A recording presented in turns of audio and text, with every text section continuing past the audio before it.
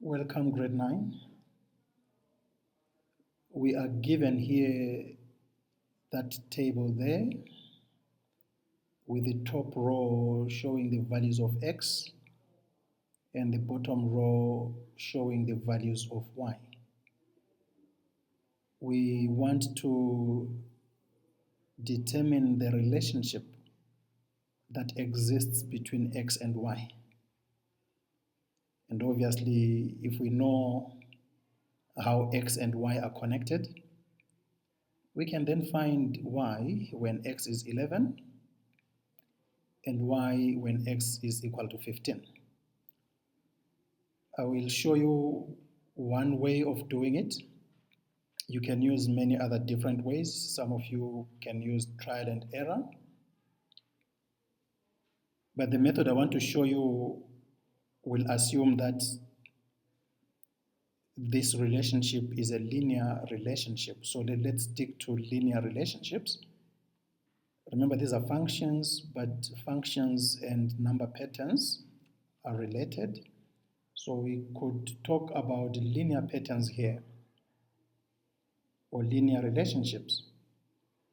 So the way this is given here, this is how it is given. The problem is x is equal to 3, and then 5, and then 9, and then 11, and then 15. And so I thought I could write it like this. And I want the top row to kind of represent what we called the position of the terms. And then the bottom row will be the term number itself. So this is like the positions of the terms. So in this case, there is in position 3, we have a 13. And in position 5, we have 25. In position 9, we have 49, and so on. But some positions are missing, so I redraw this starting from the beginning. So I want in position 1 to be, there should be a number in position 1, but that number is not given. In position 2, there should be a number as well. In position 3, we are told it's 13. In position 5, we are told it's 25, and that goes on forever. Now, if you look at the term in position 3, which is 13, and you compare it to the term in position 5, which is 25, the difference between these two terms is 25 minus 13, which is equal to 12.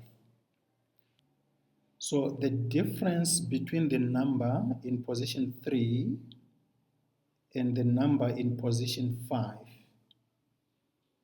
is 12. In position 3, we have 13. In position 5, we have 25. So the difference between these two numbers will be 12. So let's continue thinking like that.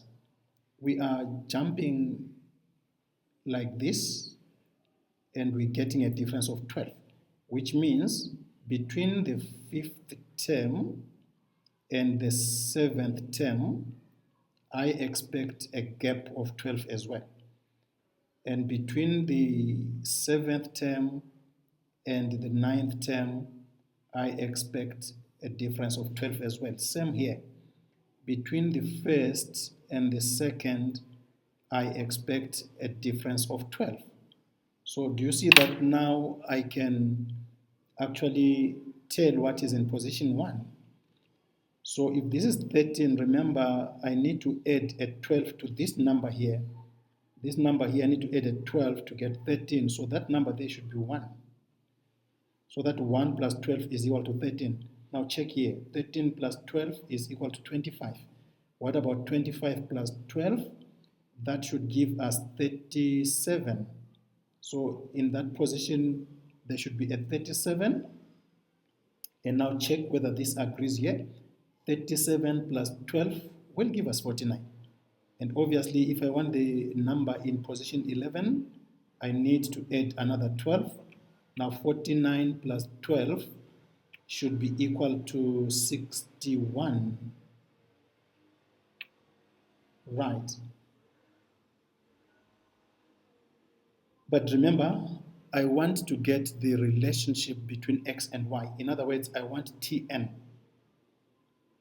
But we shall write Tn here in terms of y and x. Now clearly, if between the first term and the third term there is a difference of 12, what is the difference between the first term and the second term now? So I expect between the first term and the second term, the numbers to actually have a difference of 6. So following this same thinking, I would expect the gap or the difference between the number 1 and the number that is here to be equal to 6. And obviously the number that is here and that one there should also be equal to 6. And between the third term and the fourth term, I'm expecting a 6. Between the fourth term and the fifth term, I'm expecting a 6. Between the fifth and the sixth, I'm expecting a 6, and so on and so on. So if we have 1 in the first position, we need to add 6 to get 7. So there should be a 7 here. Now, 7 plus 6 will give us 13. And 13 plus 6 will give us 19. 19 plus 6 will give us 25. And so on and so on. So now let us look for the formula, because now we know, guys, we now kind of know that in position 1, we have a 1. So that is the term in position 1. In position 2, we have a 7. You see that? In position 3, we have 13. And in position 4, we have 19. We can stop there. That will give us the correct answer. But for the position in this particular question, we are using x. And for the term, we are using y. Right. Now, we are saying the difference between these is 6.